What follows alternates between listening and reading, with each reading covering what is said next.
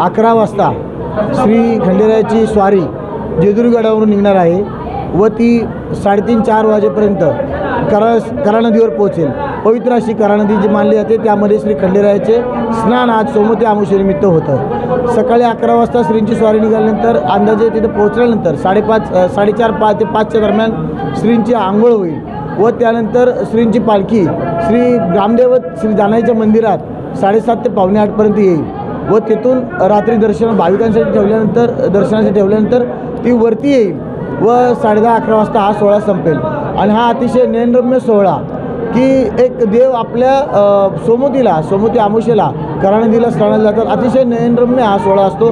त्यातच आज श्रावणी सोमवार आलेला आहे, त्यामुळे हा 5वा सोमवार आहे आणि खंडेराय हे शंकराचे अवतार मानले जातात। त्यामुळे लोकांच्या दुग्ध शर्करा योग होणार आहे। श्री खंडेरायाचं दर्शन व श्री शंकराचं दर्शन अशा दोन्ही गोष्टींचं संगम आज या ठिकाणी होणार आहे।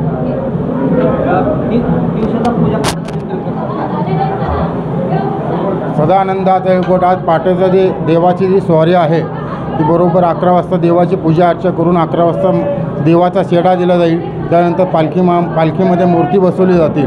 सदानंदाचे येळकोट म्हणून हे देवाला करा नदीचं प्रस्थान होईल। प्रस्थान झाल्यानंतर तिथे करा नदीला पोचल्यानंतर देवाची आंघोळ वगैरे घालून सर्व पुजारी गावकरी खांदेकरी मानकरी सर्व भक्तांच्या हातनं देवाला आंघोळ वगैरे घालून पालखीमध्ये देव ठेवून परत पालखी मार्गास्थे हे जेजुरी गाड्यावरती निघणार आहे। तरी ह्या सर्व सोहळ्यामध्ये येणाऱ्या सर्व लाखो भाविकांना सर्व सुखसुविधा या देवस्थानाने केलेल्या आहेत। येणाऱ्या भक्तांचा सदा आनंद राहो म्हणून इथं सदा आनंदाचा येळकोट जय मल्हार।